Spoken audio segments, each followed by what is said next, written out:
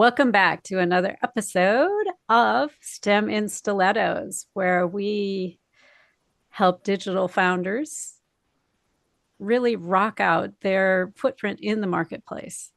Uh, I am here today with KT and KK. They are both Karen, hence the initials, and I will be introducing them shortly. Our topic for today is business growth and strategy, passion, purpose, and empowering others through leadership. This is how you know I'm real and I'm not AI. My tongue gets tangled up.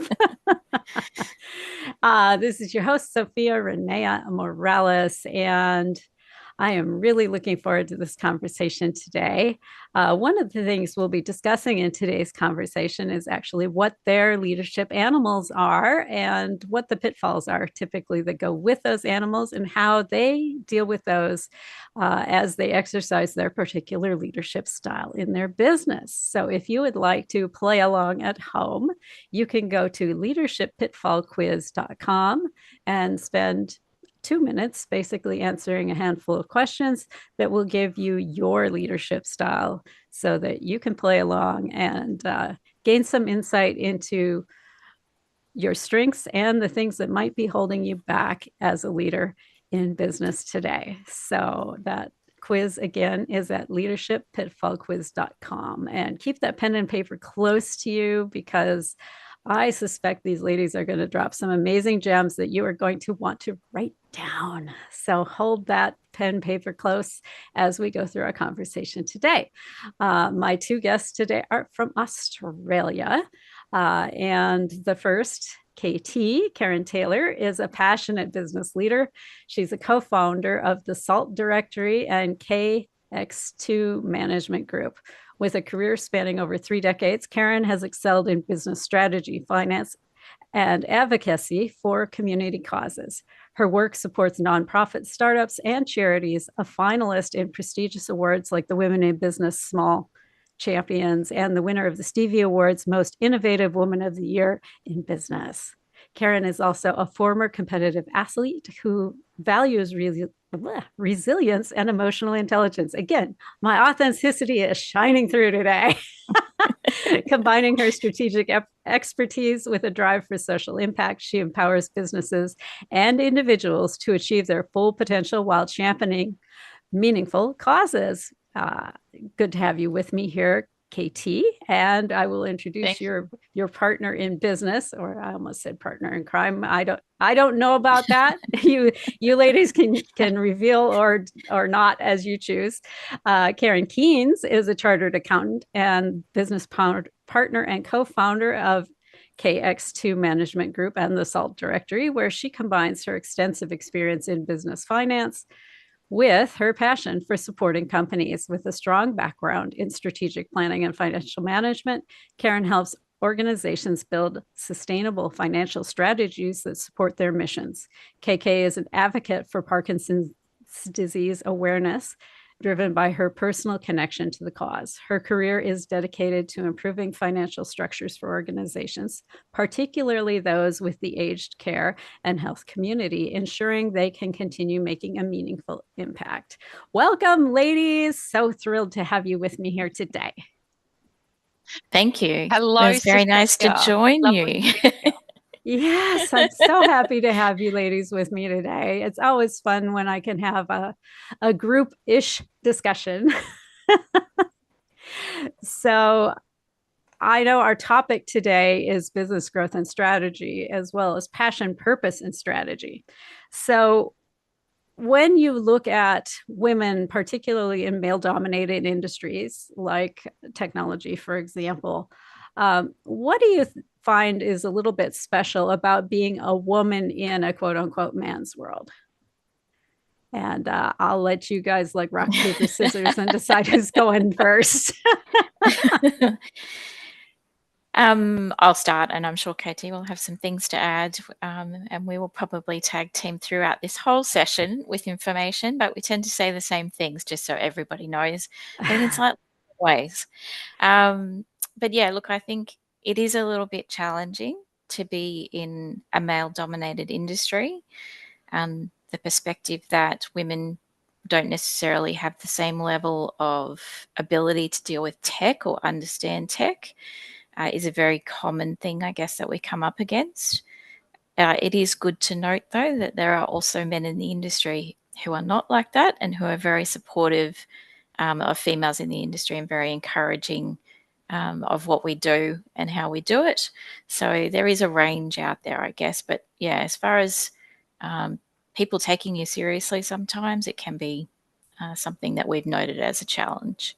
Yeah. Oh, absolutely. I think one of the things that kind of has that at the front of my mind, we've had some shifts in the government over here, and one of the recent moves has been the elimination of the diversity initiatives in the government. And so I think that's caused some angst, if you will, in Mm, certain circles. And I'm trying to be a little bit positive around it in terms that at least you know what the company is about, right? You're not going to run into as many situations where it's like, well, we're going to talk like diversity is our thing, and then we're going to do something different once you get here. There's no long that talking is no longer incentivized, I think. So that I yeah, think is sure. good. You'll know whether they love you for you. Yes. And that's, I guess that's what we find, when we're dealing with clients and potential clients that get us, they relate to us, I guess, in our backgrounds that we come from with that real operational approach that we have, very much an understanding of, their business and what they need to make their business successful, as opposed to just uh, giving them advice and not really having the background to support it necessarily. Yeah, exactly. KT, can you fill us in a little bit about what KX2 management is about? I know from the pre-screening that you ladies are techies, but let's tell the world. Yeah, sure. Thanks, Sophia. What do we do at KX2 Management Group, KK? We do a lot of digital transformations for clients, sitting on the client side, advocating for them. And it's to ensure that they get operationally what they need in the software platforms that they're looking at installing, improving, upgrading to. There's lots of legacy systems out there that coming to the end of their expiry dates, and it's then we sit with the client to transition them into that new digital space. But just, yeah, like I said, ensuring that it aligns and is best fit for their particular business. And as KK alluded, we are from an operational background, so we understand how the business ticks. But then going, well, you're actually choosing a software platform that's not going to do any of those things that you want. Or so we are very open at having the discussions with them of suitability, finding the right best fit software, and then helping them install it so that they can just go live and have a new BAU, which is business as usual, with the new software platform. Absolutely. So, how did you ladies get into this business, and what were some of the challenges for you starting it up? Well, and KK and I always speak about how over our span of our careers, we've always gravitated to improving efficiencies, upgrading and implementing new systems so that it's simplified, it's more efficient, it's more productive.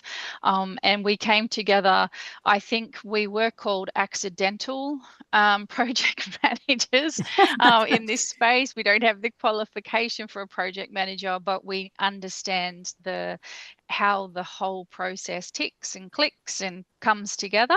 And yeah, so I think in the industry it's known as accidental that we landed in this space. But again, yeah, don't mind that at all, because it means we come from a different knowledge base and understanding of it, as opposed to this is the book that you read, this is the actions that you take, and this is the outcome you hope for. We just go, throw the book away and let's sit and talk. Let's be genuine and authentic about what you need, what you want, and let's look for the best outcome. Would I that be like right, that. KK?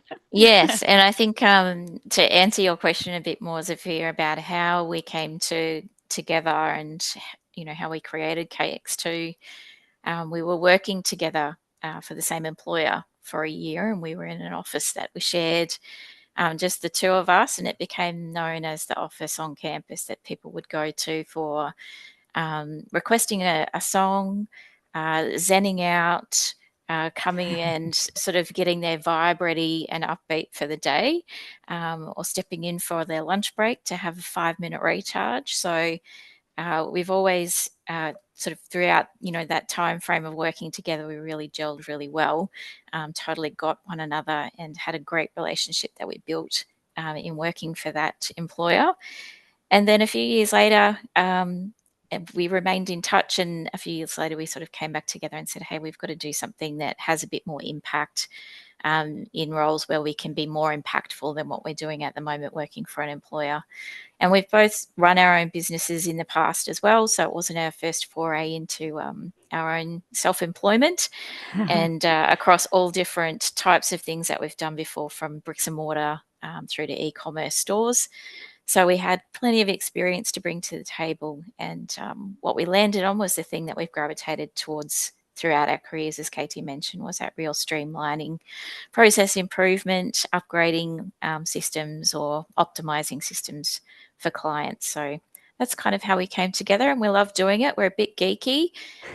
People think we're a bit crazy when we're in the room and get excited about how we're going to configure costing or HR and payroll, but it really is our And jam. KK's a little bit more geeky than me, just saying. Okay. Well, come on Geeky now. around the finances, I suspect. You might be geeky in a couple of other different areas. Yeah, definitely geeky in some other things, but I love that. I love that you call yourself accidental project managers. I did a lot of project management when I was in corporate also. But I never held the official title because it was like the kiss of death at the corporation I was at. If you had project manager in your title, when cost cuts came around, you were the first one on the list. And so my bosses very wisely gave me lots of project management responsibility and then called me something that sounded very operational. It's a very wise approach. yeah. I love that. So starting out, right, you mentioned it wasn't your first rodeo and your first step into self-employment. I know that first step can be like a serious shock for some people. Looking back on your first foray into self-employment, what was the thing that surprised you the most about being the boss? You got no one to blame. Darn it. Good or bad, it all lands with you. And I think maybe if I think right back, it was the responsibility that you then held for others and their livelihoods and their home environments and the ongoing support you provided to them financially by employing them and that. So I think the responsibility, it's a double-edged sword. It's a beautiful thing to be able to support others and provide an environment for employment for them. But it's also then quite scary that if you get it wrong, it doesn't just impact you, it does impact others. So I think that would be one that I sit on and ponder a lot, is the responsibility that you take on, especially when you employ others. Back to that keeping the You, cash KK, flowing situation. yeah. Yeah, that's my thing that keeps me up at night. Yep. And how about you, KK?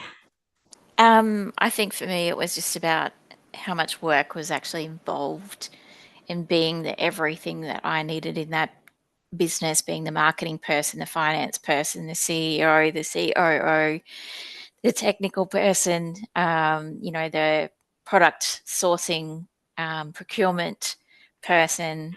The So there was a coffee lot of, person, all of the stuff. Yes.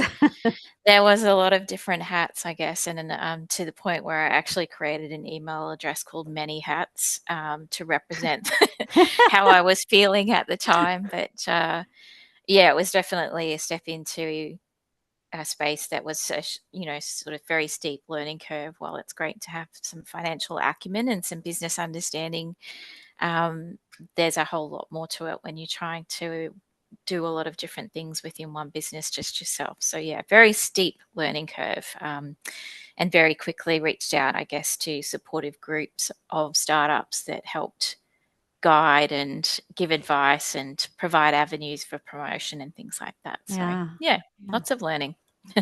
Absolutely. So, in terms of like cash flow and staff and that kind of stuff, let's start with cash flow. From the day you hung out your shingle in that very first business, um, how long before you had a paying client who actually gave you cash? It's a Oh. great question. You mean how early in the days of, you know, the first client? Are we just going to talk about cakes too and our business endeavors together? Because that was probably, Well, I took a leap of faith on us, yeah. and I walked into, I did a sweat lodge, a Native American sweat lodge on a Sunday, and I walked into my employer on the Tuesday and said, yeah, you know what, I'm not happy here, so I'm going to resign. I'm going to leave my job of finance manager, and I'm going to, yeah, just leave. And they said, oh, what are you going to do? I said, I have nothing to do, actually. I'm just not happy here, and that's not aligned with me. So I jumped out and spent the next 6 months sitting in KK's lounge room and kitchen, and whilst she was working remotely for another company, but I was doing up all the policies and procedures and all the foundations of the business. And then 6 months later, KK said, right, well, I've got to get you out of my lounge room. I better take the leap of faith as well and get this party started. And she did. And but when she jumped ship, which is what I used to say, it's out here, come in the ocean, come swim with me. Come swim, it'll be fun. It's There are fun, I dolphins. promise. Yeah, Keiko says fun, she said it would be, and then she's, you know, circled by sharks. But no, when she did, which was about 6 months later, then that was when our first client started, and also we got paid within a week or two with regards to our clients, because we set them up on a structured, here is the price you will pay for what we will provide for you, and the outcomes will be X, and we give them a budgeted approach, like we span it over the time of the project and just get weekly payments, which actually helps them cash flow as well. So Absolutely. There is a lot to be said for that regular influx of cash as you're moving yes, along. Well, we are up yes. on our first break already, ladies. Isn't that exciting? What I would like to do is invite you, if you have not yet, to go out and take that leadership pitfall quiz, leadershippitfallquiz.com, and just take 2 minutes over the commercial break here and find out what your leadership animal is. And when we come back, we will talk a little bit more about how that plays into the whole picture of being of service and having purpose and passion and strategy in your business. So hang with us. We'll be right back from the break.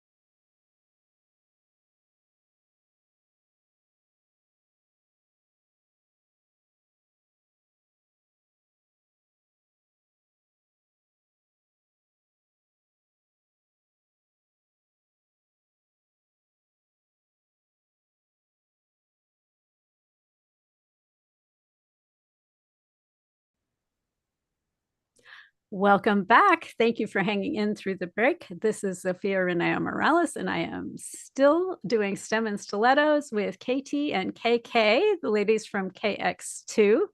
And over the break, they took the leadership pitfall quiz. That's leadershippitfallquiz.com for those of you who would like to take it at home and play along with us.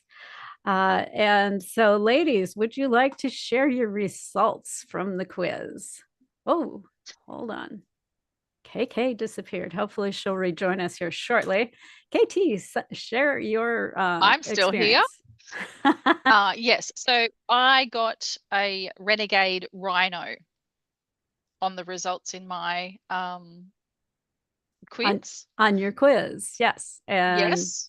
The typical characteristics of the Renegade Rhino is they have an idea, they have a vision, and they go the frick for it. They don't ask for a lot of input a lot of times from those around them. They take the bit in their mouth and they just run with it. And so one of the drawbacks is perhaps not getting quite as much buy-in as a body might want. When you've got like a team of people who have opinions and who maybe have don't feel like they've been heard quite as much as they'd like to be heard. That's one of the drawbacks.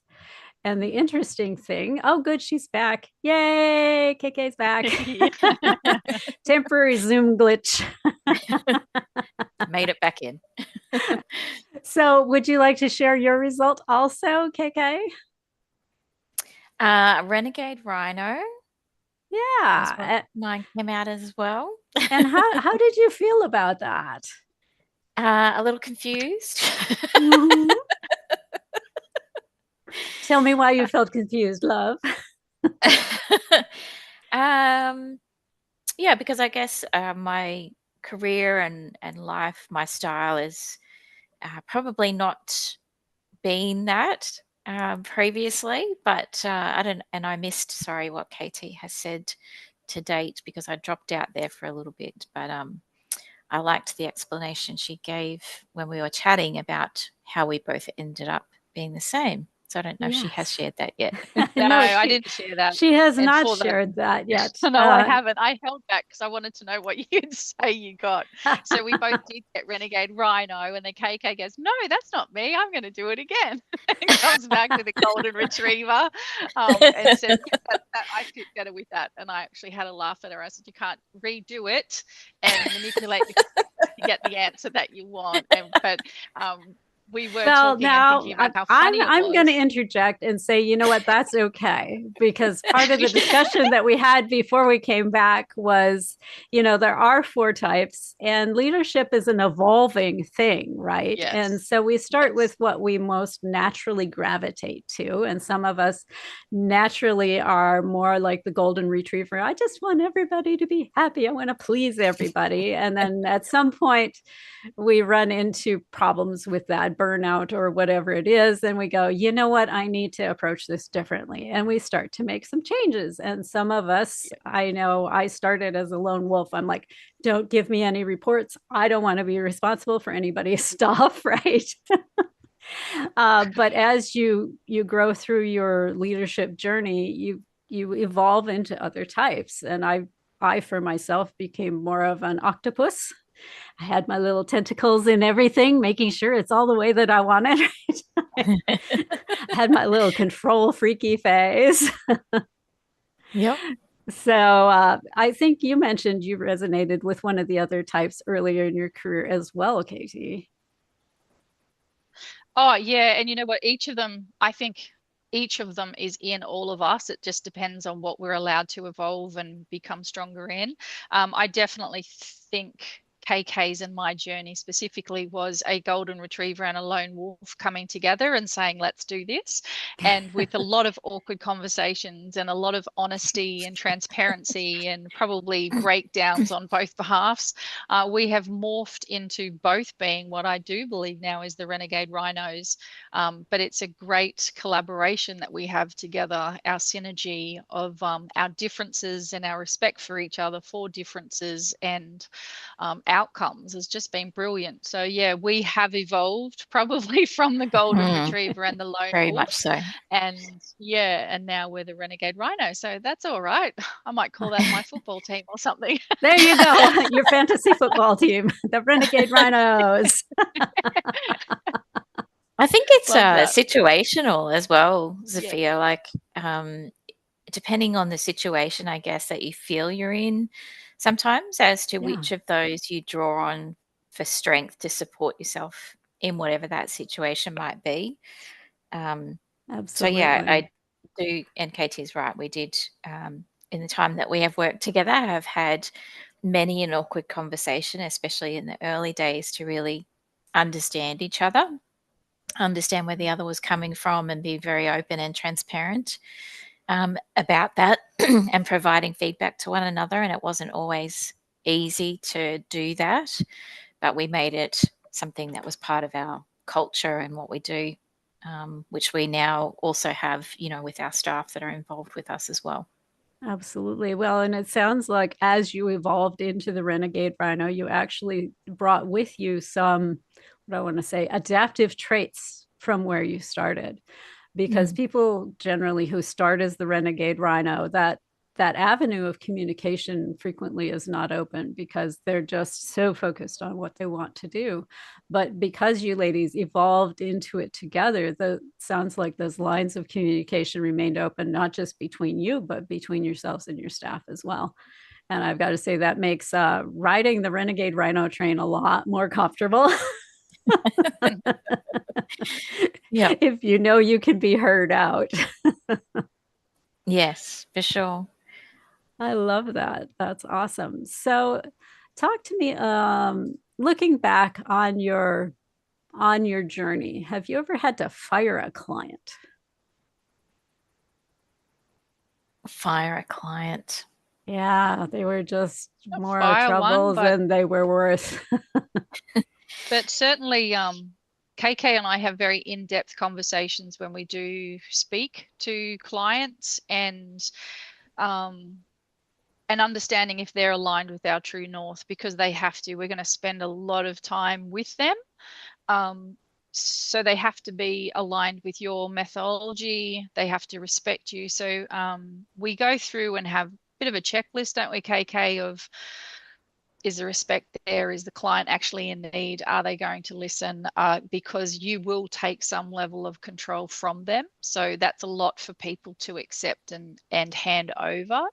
And so there's been a couple of clients that we've gone, if they say no, that's great.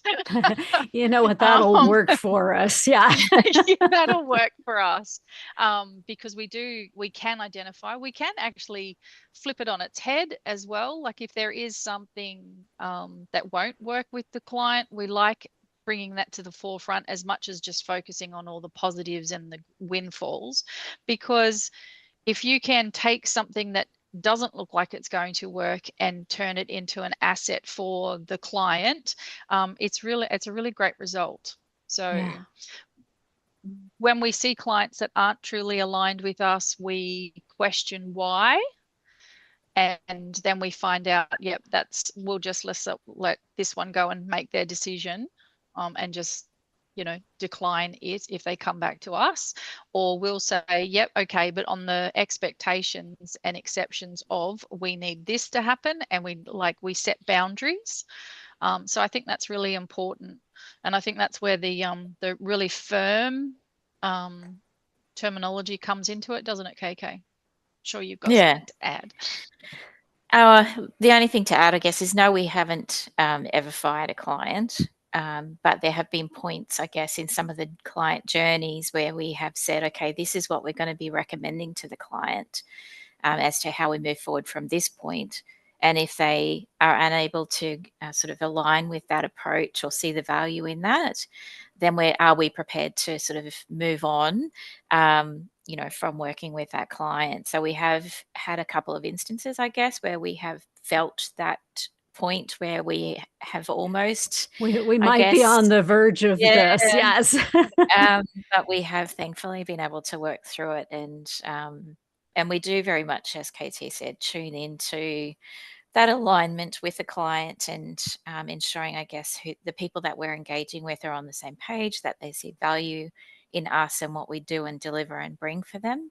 And then we don't get to that point where we have, those sorts of issues of, do we need to, do something different here?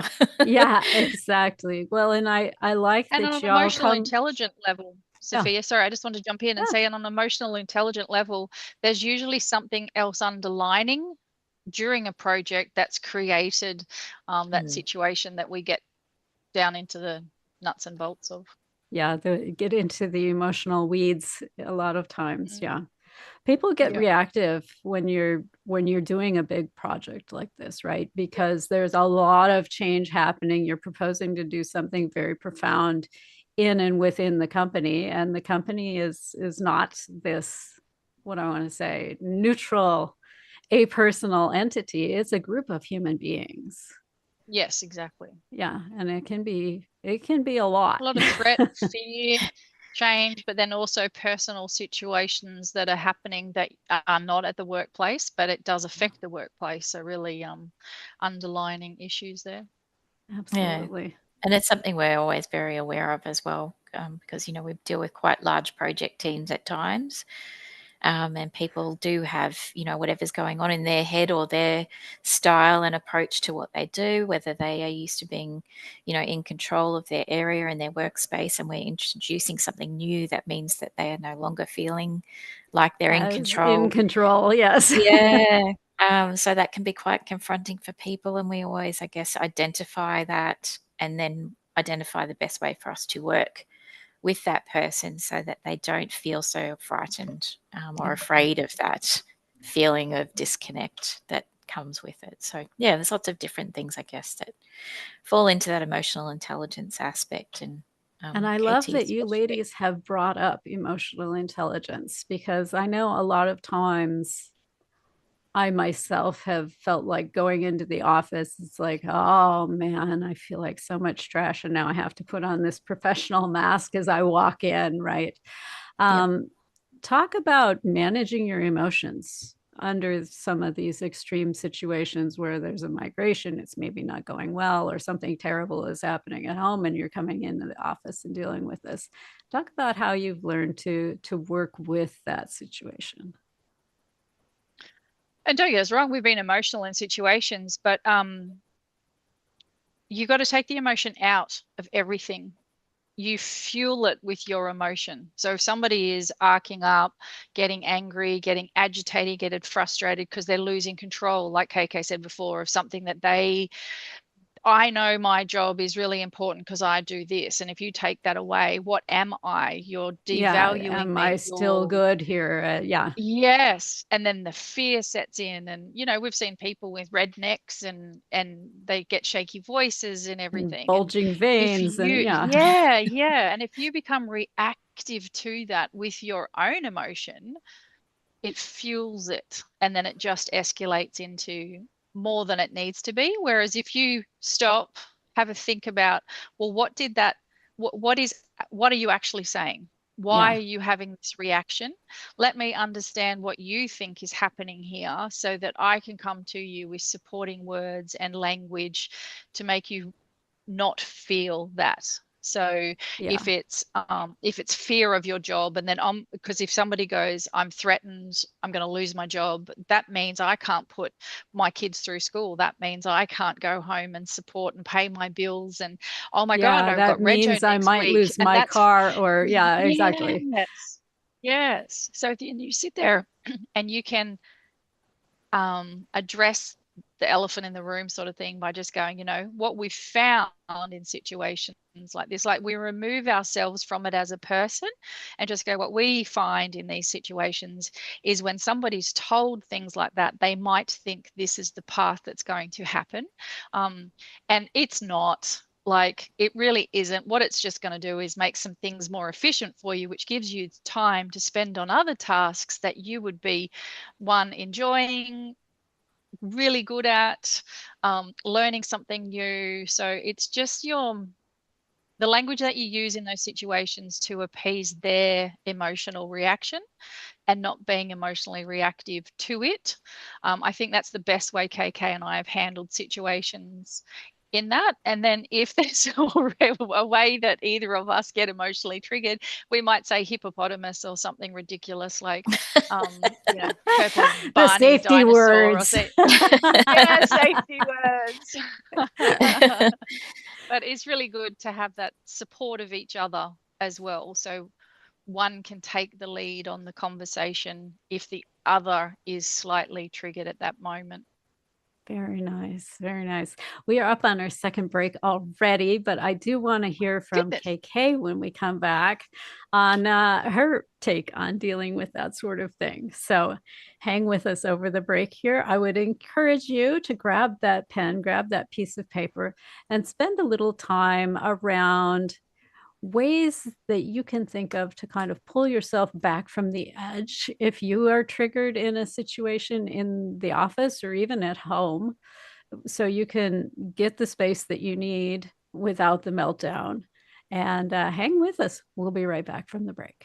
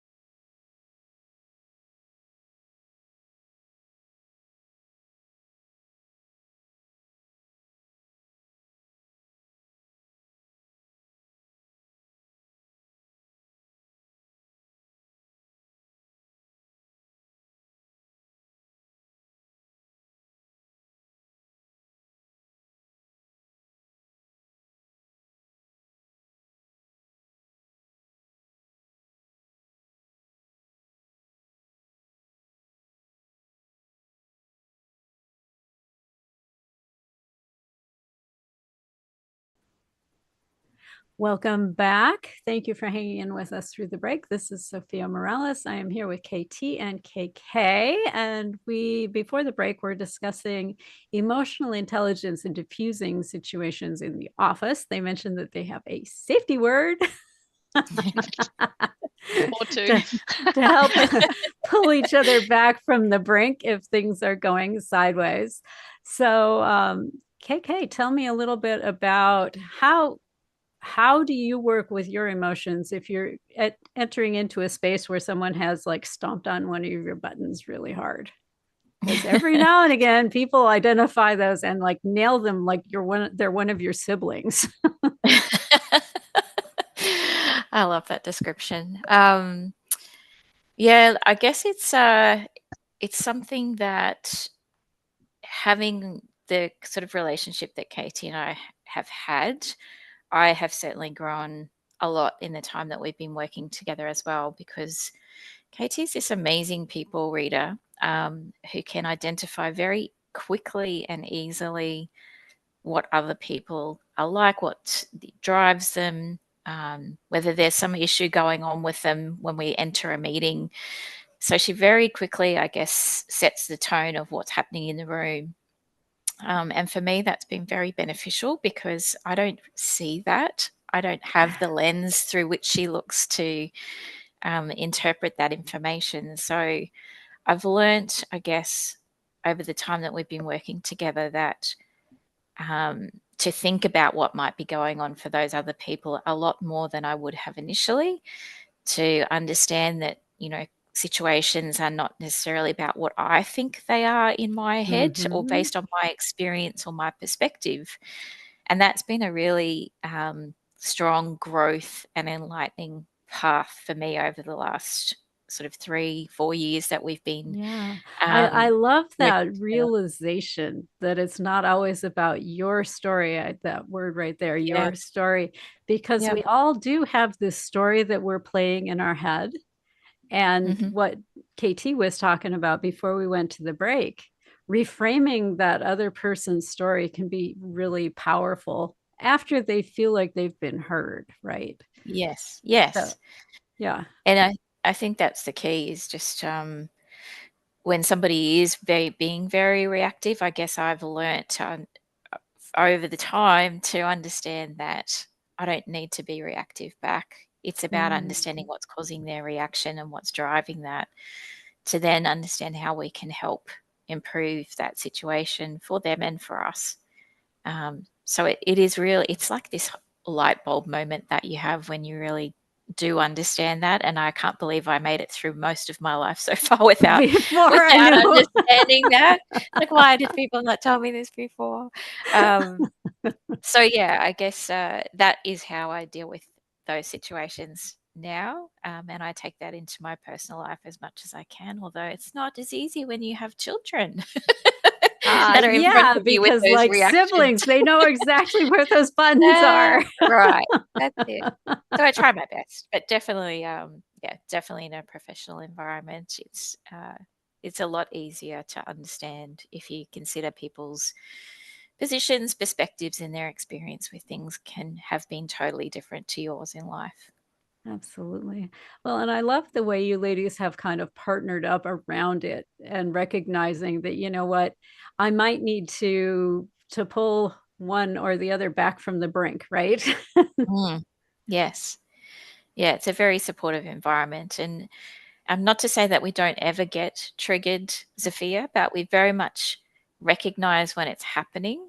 And I think we've learnt, again, not to continue being reactive in that situation as much as we can, but the other person noticing that that's happening steps forward and sort of brings in that level of balance to the conversation so that things can Exactly. continue to Well, and move forward. I think it's a really realistic kind of position, right? Because while we might aspire to never be triggered, I mean, let's be real. We have emotions. We have Yes, emotions for a reason. Um, and it's good to recognize when they have stepped into that driver's seat and maybe are taking the bus someplace we don't really want it to go. yes, yeah. And again, it's a great uh, point where you identify and self-reflect personally and go, well, what was that reaction that I just had? What's driving that for me? So we also do a lot of that, which means that we improve every time from those experiences. So we don't see them as a bad experience. We see them as a learning experience and a way to grow as well. Yeah, I like that. You're nodding vigorously, Katie. What do you have to add? Oh no, it just no, I don't have anything to add. I was just agreeing with KK in my own mind. I'm sitting there going, "Yes, girl, that's right.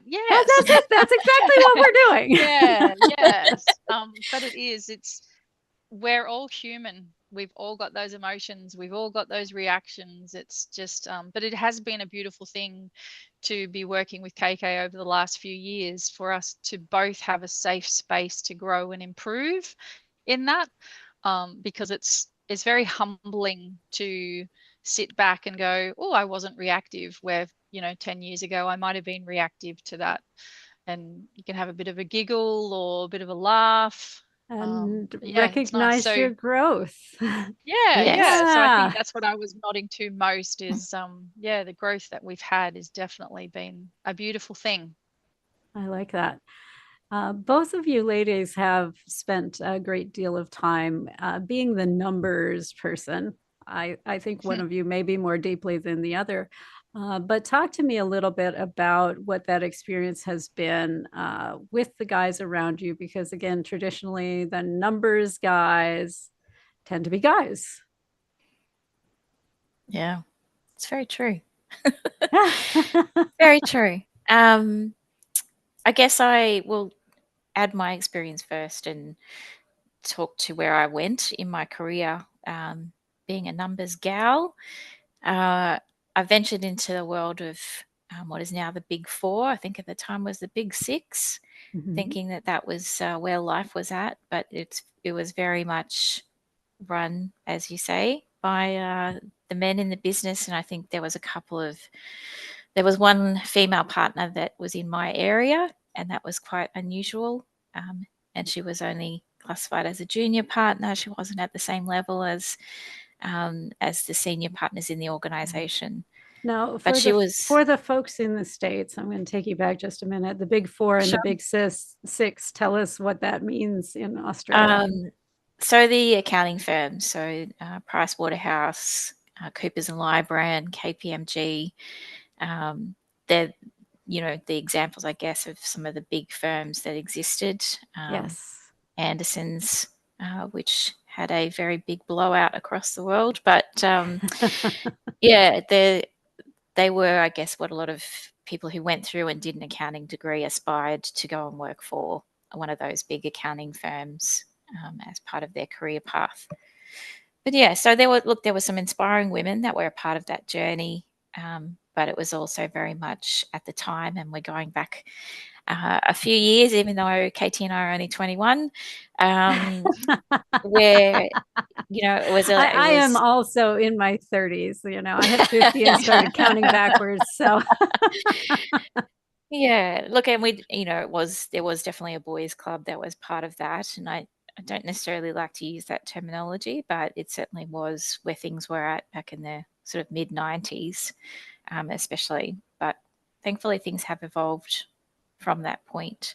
But yeah, it is, I think, challenging as a professional female in different environments to be seen and taken seriously, having a career break, working part-time, that all impacted my career, I guess, advancement and what people thought I was capable of, even though I'd had a career break or was only willing to work part-time. The level of opportunity that you were provided with was certainly not, at the level of what you were capable of doing. So I guess that's another reason why, doing what we do at KX2 has provided both Katie and I with that opportunity to be able to use our full skill set and bring to the table what we are capable of for our clients, as opposed to being put in a box and a position where we're not allowed to, I guess, draw on those things as much as we can.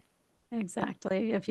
If you can't go into somebody else's C-suite, you can create your own, by gosh. That's it. That's it. How about you, Katie?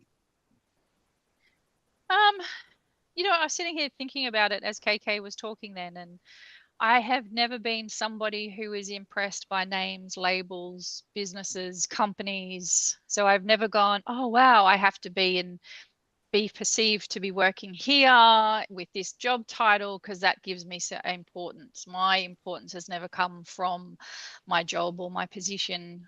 It's always been self-worth created.